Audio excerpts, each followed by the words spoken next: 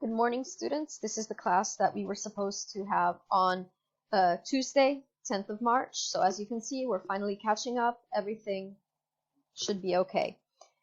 So I'll start this class with a quick review about what we were studying yesterday. Yesterday we studied the variation across post-colonial Englishes. Okay, we were talking about the difference between the outer circle and the inner circle Englishes, and especially the relationship between these two circles. So we studied how post-colonial Englishes have to go through 4 criteria. They have to go through 4 steps. And so it develops a new English, develops through an educational system. It is obviously the language that is not spoken by most of the population. It then becomes used for a range of functions.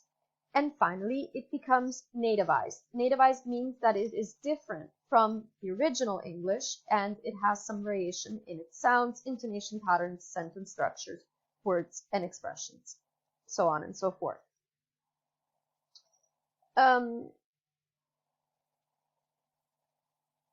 We looked at some criteria also that are used to analyze new Englishes. And according to this scholar, there are 5 internal aspects that have to be analyzed. Demographic factor, how many people speak it? Geographical factor, how widely is it spread out geographically, from a geographical point of view? Second, the authoritative factor. Who says it is not used correctly? It is a not correct use of English. 4, codification. If the variety, the new English, is used in dictionaries and grammar books.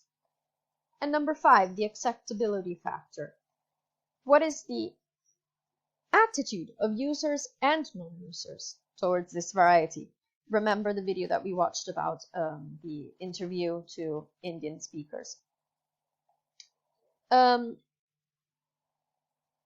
So again, we also talked about the steps of how a new English was first spoken by the colonizers, native English speakers. Then it was moved on to schools that first taught English, and then they taught other subjects in English. Eventually, they had to recruit non-native teachers. Okay, they couldn't always import American or British speakers forever. And these non-native teachers passed their variety of English, characteristics of the language they used, on to their students. And this created evolution in the language. Then, yesterday we focused on the levels of variation. Let's say that the most evident, and perhaps the most fun to use, is to analyze the differences in pronunciation. Yesterday we started this section on consonant sounds. We looked at dental fricatives, the th and the sound, voiceless and voiced, with the words thin and this. And we looked at how these are pronounced in West Indian Englishes, okay, where th and the become closer to thin and this. And I told you that this section is going to be full of videos to show you how actually words are pronounced. We watched this first video about the Indian accent that gave you a general historical and geographical introduction to this variety of English. We watched this second link, Do Indians Know How Their English Accent Sounds? And that was the famous interview that I was talking about earlier on, and how people perceive their own variety of English, and how people react to that specific variety of English. Then, I asked you to watch this other video about how to speak Indian with an Indian accent. And this video, just like the second part of it, how to speak Indian accent part 2, gives you a general idea about how to pronounce individual sounds in Indian accent.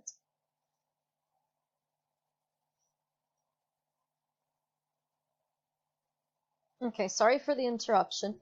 Well, I was telling you about these two videos, how to speak Indian accent part 1 and how to speak Indian accent part 2. Okay, I just want to go back to some of the features that were included in this video. Clearly, my pronunciation cannot be perfect. We'll just analyze this from a linguistic point of view. So the main things that this person said in the video is about the t, like the word but.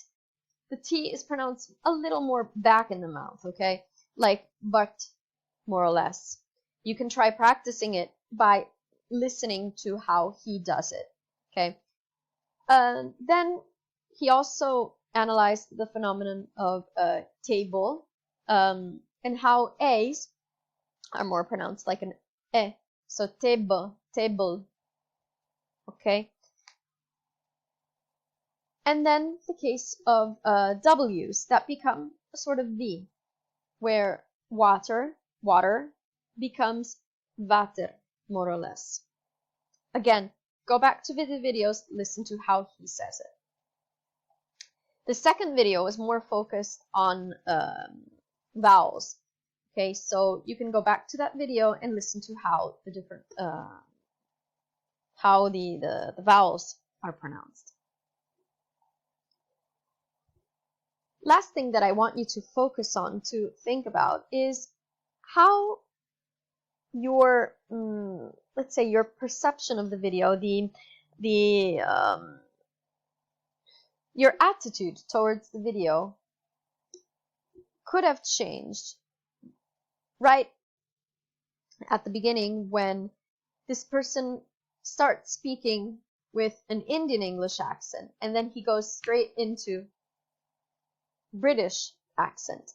So think about how your ideas, your attitude towards the video changed if they did.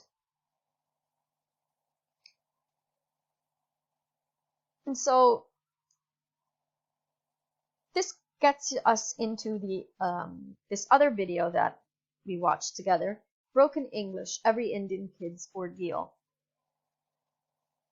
This TED Talk is about how Indian accent is perceived around the world, how what is the attitude towards Indian English around the world, okay? And it is about the debate on whether it should be considered broken English or a language of its own, a variety of its own. And then last video that we watched together yesterday was about the Indian American comedian, stand-up comedian, who came to Italy, and so he jokes about the differences between verbal and non-verbal language in Italy and for India. So now let's move on to today's class. Okay, so moving on to today's class, March the 10th, we're going to look at some other aspects of consonants. This video might take you a while because I'm going to ask you to pause this video and watch some other videos several times. So we're still talking about the letters, the pronunciation of the fricatives the and the. Well, in Indian English, Western Indian English, they are pronounced more like a t or d, tin and this. But in Lankan, Malaysian, Singapore, and many African Englishes, these two sounds, the th of thing and the of the article the, for instance, are pronounced more like a t thin and this. So basically there's a double sound. Okay? They're more close to a t thin and to this. Unfortunately, I couldn't find any specific videos where there are native speakers who pronounce these two sounds. But the issue behind this is that over time, even if they were considered mistakes in pronunciation, over time they just become the norm. They become local variants. They are no longer considered incorrect attempts of pronouncing the and the. They're just the way these two sounds are pronounced in this area.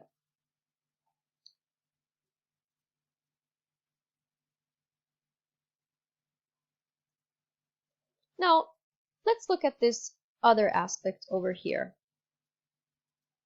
Oh, sorry, where's my mouse? W. In the area in Lankan variety or in other Indian Englishes, the w sound, water, for instance, is pronounced as v. So just like the we saw in other in some of the videos that we've already watched, words like wet become more like vet, or the word water becomes more close to vatter.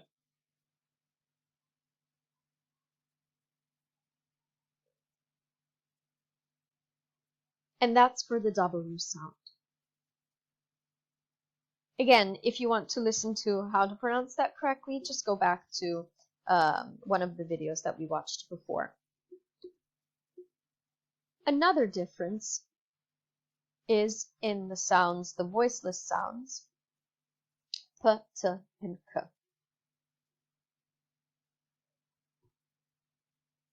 In the varieties of Indian, Philippine, and Malaysian English, and other New Englishes, if these letters are placed at the beginning of a word, they are pronounced without an aspiration. What does this mean? Try to pronounce the word pat, or the word tap, or the word cat. Okay? I'm talking about sounds. That's why you see the K there instead of a C. Well, if you listen closely to what you are saying, you hear that there's some air coming out of your mouth. There's a sort of H when you say the word pat and tap and cat. Obviously, I'm a little exaggerating. I don't know if you can hear it in the video, but there is an aspiration right after those letters.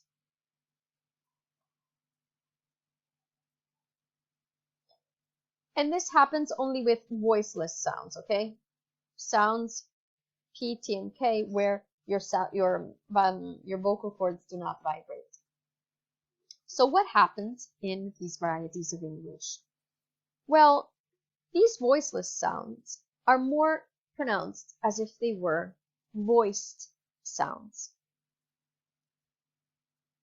If you remember, if you have some familiarity, if you're familiar with IPA, with the International Phonetical Alphabet, and with some phonetic studies, P is the voiceless sound for B, which is voiced. T is the voiceless sound. D is the voiced one. K and K, and the voiced sound is G.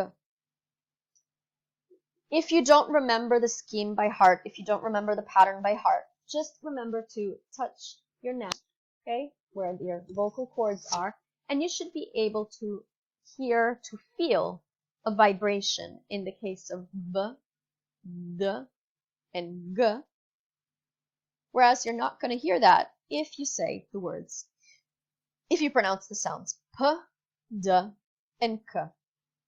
At least they vibrate less, okay? You might feel like they're vibrating, but they're actually not.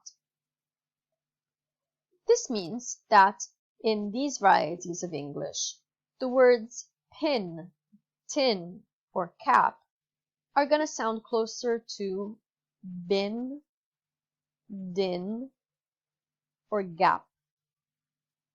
Okay?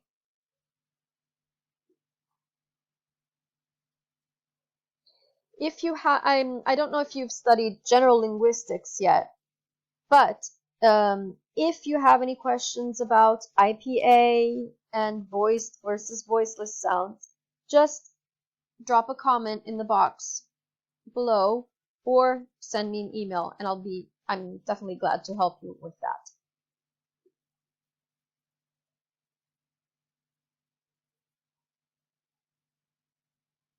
Okay?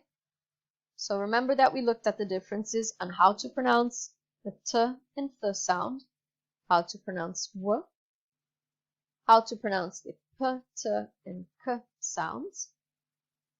And now let's look at what happens when consonants are at the end of a word.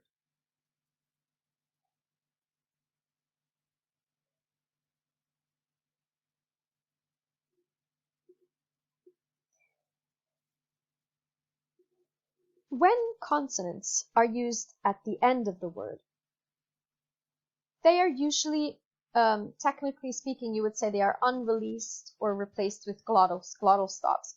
Basically, they're not pronounced or pronounced very slightly. That's what unreleased or glottal stop means. In Englishes that are spoken, for instance, in Ghana, West India, or colloquial Singaporean, words like cat, okay, with a full pronunciation of a T at the end, for instance, could be pronounced like cat, okay, stopping that consonant in your throat, or just not pronouncing it at all. Okay? I'll give you an example in English. It's what I just said with the word at. I'm not pronouncing the T, I'm stopping it in my throat. Okay? That's what unreleased or glottal stops are.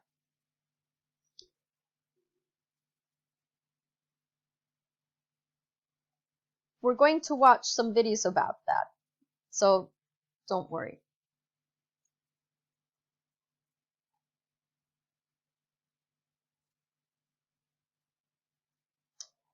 Then, they can either be just dropped. Consonants at the end of the word can either be dropped or they can be transformed. There are some Englishes, like Indian, West African, Papua New Guinean, that replace voiceless consonants with voiced ones. Okay, remember that voiceless means that your cords, the vocal cords, don't vibrate. Voiced means that that they are pronounced. So let me repeat that a second because I think I didn't say it correctly. So these varieties use voiceless consonants where RP, so British English, just to understand what we're talking about, uses voiced consonants. For instance, the words feed, okay, that have a d sound at the end, your vocal cords vibrate. Or the word gave, okay, with a V, that is a voiced consonant. Or rob, with a B.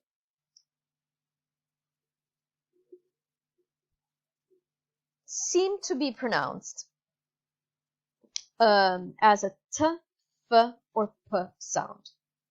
So the word feed would sound more like feet.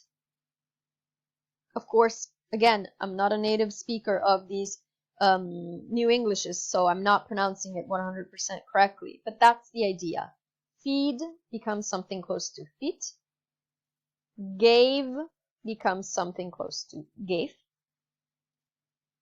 And rob is closer to rob.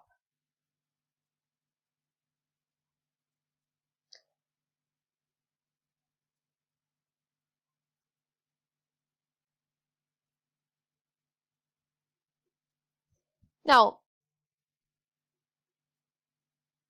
I want to show you a case of an English-based Creole that is used in Papua New Guinea, Tok Pisin.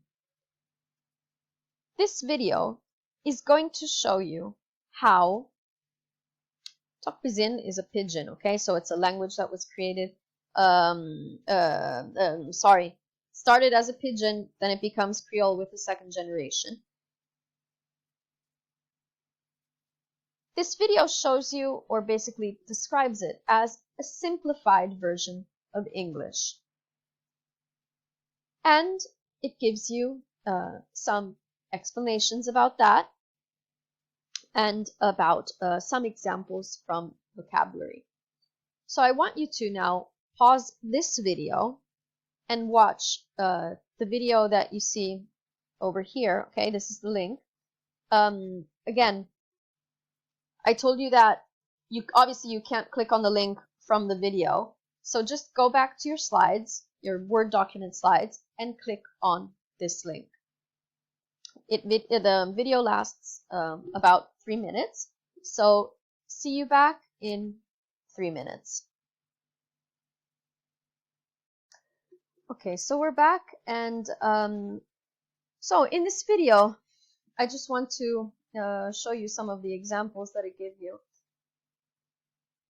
So it's basically a simplified version of English. Coffee becomes coffee, like that. So it tends to a simplification. In other situations, words are completely different. Like university becomes big school. Okay, it just gives you the idea of what a university is. Or signs like please do not disturb become come inside. In other examples, like no smoking allowed, there is not only a simplification of the structure of what we were saying, but also some changes in spelling, of course, and pronunciation. So no smoking allowed becomes no can smoke. Behind all these differences, there is the aspect of a practical language. You know that in Papua New Guinea, there are about 800 tribes. And that means 800 languages. This is where these languages of contact allow people to communicate.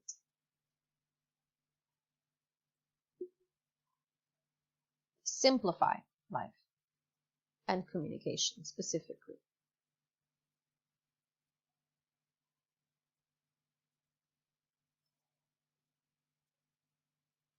Now, I want you to watch this brief video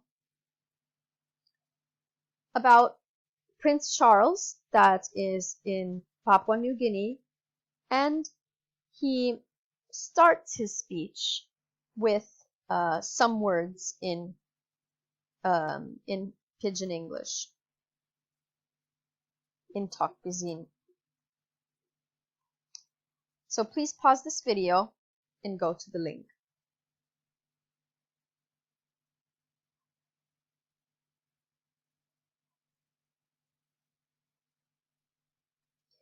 Okay, so I also want you to think about why Prince Charles used Tok Pisin to start his discourse, to start his speech. Okay, and the political implicatures that are around that.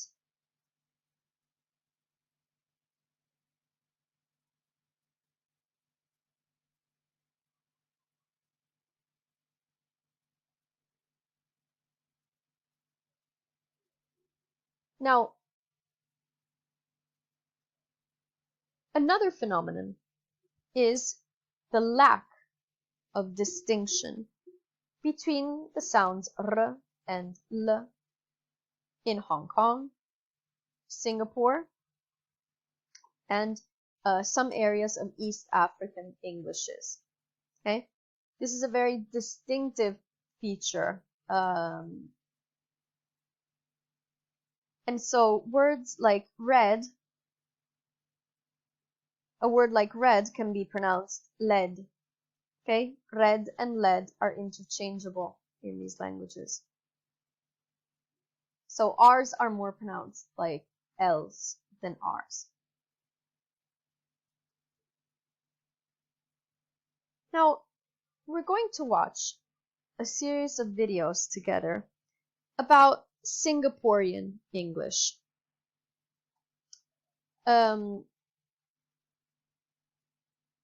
This first video is, and the link, you can see the link over here, is 6 minutes, about 6 minutes long, and it gives you a general introduction to Singaporean English. So please pause the video and we'll be back in about 6 minutes. So I hope you enjoyed that. Let's look at some of the phenomena that this speaker analyzed. So what happens in Singaporean English? Definitely sentences are shorter. The speaker gave you the example of I don't want. That becomes don't want, more or less. Okay, so simplification and combining everything. As for the structure, maybe some of you study Mandarin, so you definitely know that more than me, more than I can know. And so Singaporean English follows the Mandarin structure. A sentence like, what is the time now, becomes, know what time.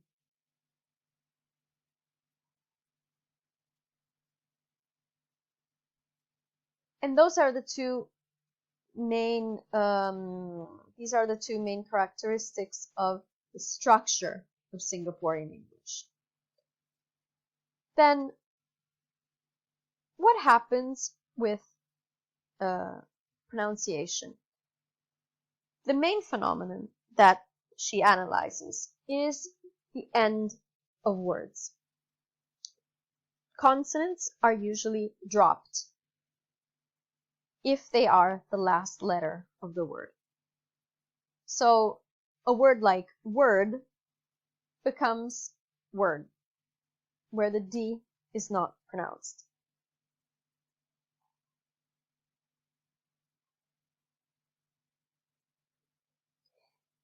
Question and answer.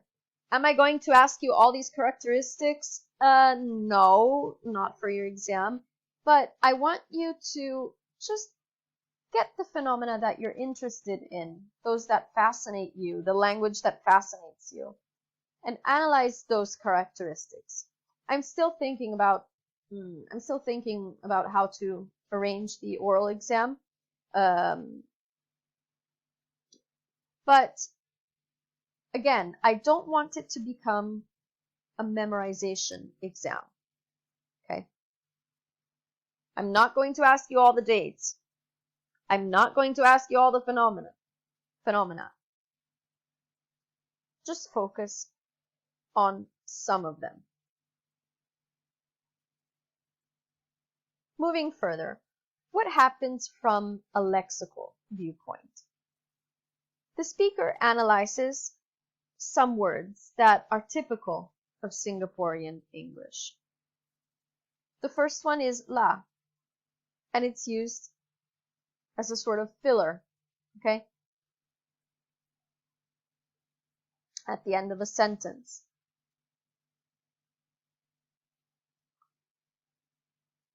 Probably it's what other languages would say about the Italian allora.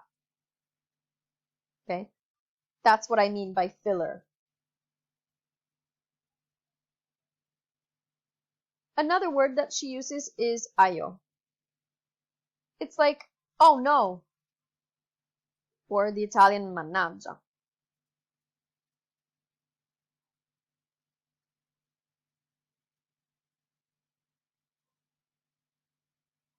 Xiao is used to say that something is crazy.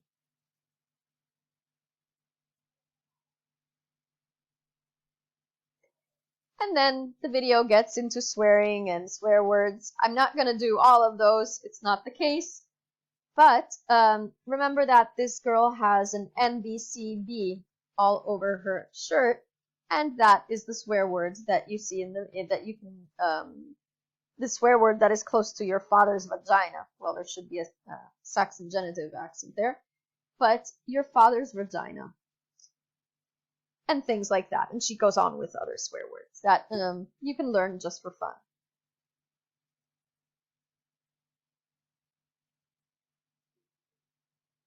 The last part of the video teaches you some everyday life phrases or sentences that you can use. One that probably you could remember is, can you give me a discount? That becomes, cheaper la.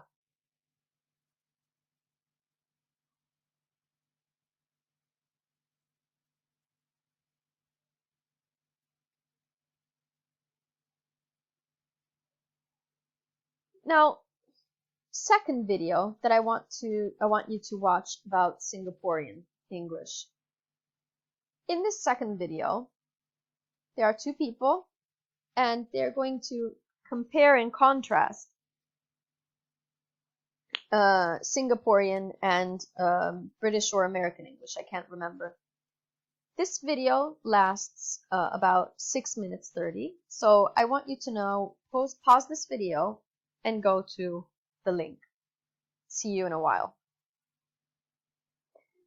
Okay, so this video was more into pronunciation differences. Remember the cases of father, that becomes fada.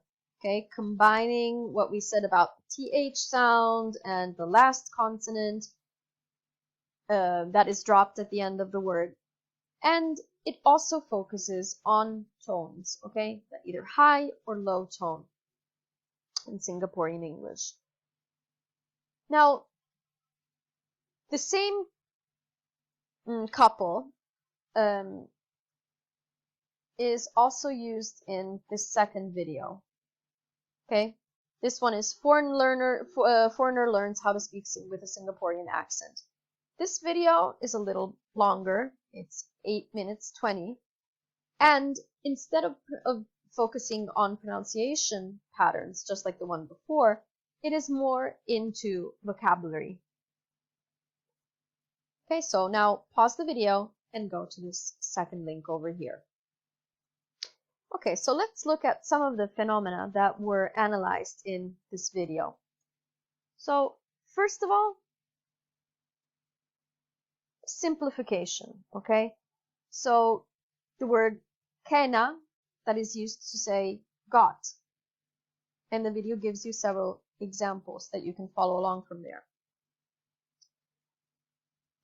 As for vocabulary, this person teaches us several words, like the word to.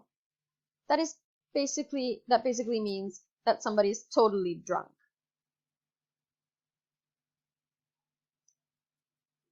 Or the word tiko, when somebody is lucky.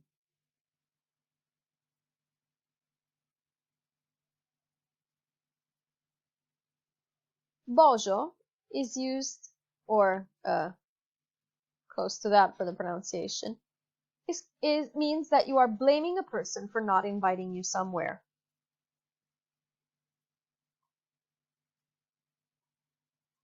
Okay, he went to the cinema. Oh, bojo, you didn't invite me. And then pang sen. Don't flake out.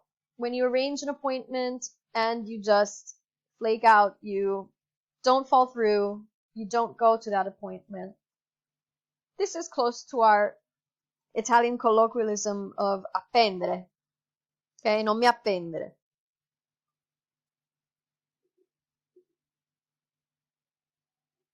Then, next one, simisai. It's like, what the heck? Okay, WTF.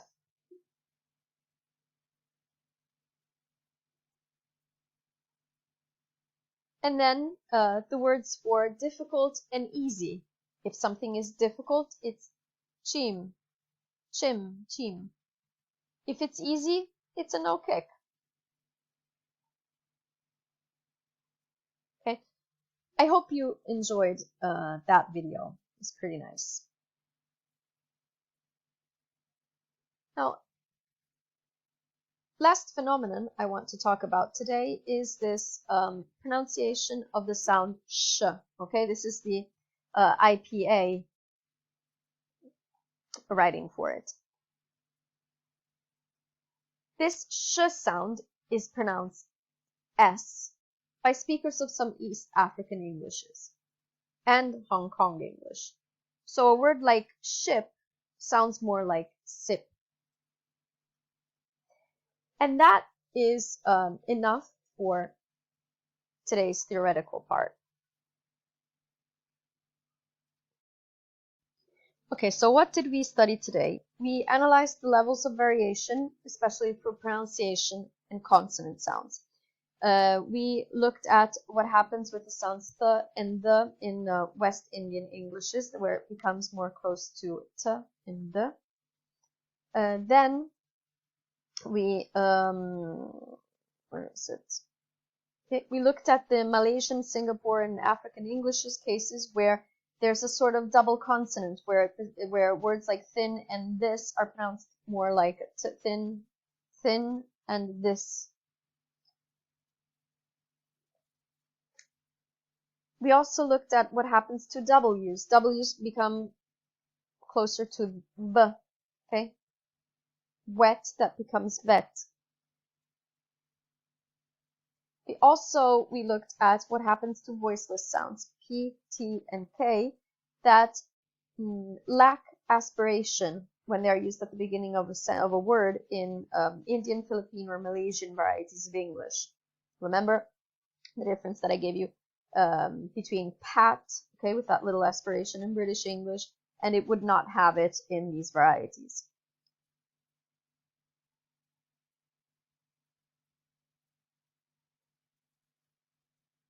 Consonants at the end of the word. Englishes such as Ghanaian, West Indian, or colloquial Singaporean do not pronounce the last letter, or at least it becomes a glottal sound, or it's unreleased. So the word cat is closer to cat. Then we looked at how voiceless consonants, some cases where British English uses voice consonants like feed, gave, or rob become voiceless in these varieties. So they become closer to feet, gave, or rob. Then we started analyzing some videos like Talk Pisin in Papua New Guinea and how it simplifies English. We talked about the difference between R and L, and so there's no difference in some Englishes, like the Hong Kong or Singaporean English. We got more into Singaporean English, looking at some differences of pronunciation, but also how this variety of English simplifies RP English. Remember the cases of I don't want that becomes don't want, or new words that were added into this variety of English. And we watched 2 videos about how British people try to learn Singaporean English, or at least Singaporean accent. And finally, the last phenomenon that we analyzed is how sh becomes s in East African Englishes or Hong Kong English. And so the word ship sounds more like sip. If you have any questions about this explanation, just drop a comment or send me an email. As for today, we're going to finish up this class with a song, and one of you sent me Photograph by Ed Sheeran. So I'm going to read the lyrics, and then I invite you to go to YouTube and listen to the song. Loving can hurt sometimes, but it's the only thing that I know. When it gets hard, you know it can get hard sometimes. It is the only thing that makes us feel alive. We keep this love in a photograph. We made these memories for ourselves, where our eyes are never closing, our hearts were never broken, and time's forever frozen still. So you can keep me inside the pocket of your ripped jeans, holding me close until our eyes meet. You won't ever be alone. Wait for me to come home. Loving can heal. Loving can mend your soul. And it's the only thing that I know. I swear it will get easier. Remember that we're never repeating. And it's the only thing to take with us when we die. We keep this love in a photograph. We made these memories for ourselves, where our eyes are never closing, our hearts were never broken, and time's forever frozen still. So you can keep me inside the pocket of your ripped jeans, holding me close until our eyes meet. You won't ever be alone. And if you hurt me, that's okay, baby.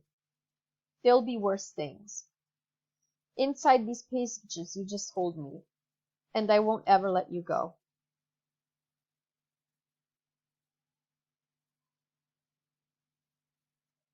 You can keep me inside the necklace you bought me when you were 16, next to your heartbeat where I should be. Keep it deep within your soul. And if you hurt me, that's okay, baby. There'll be worse things. Inside these pages, you just hold me, and I won't ever let you go.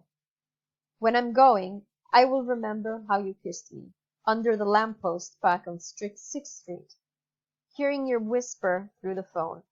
Wait for me to come home.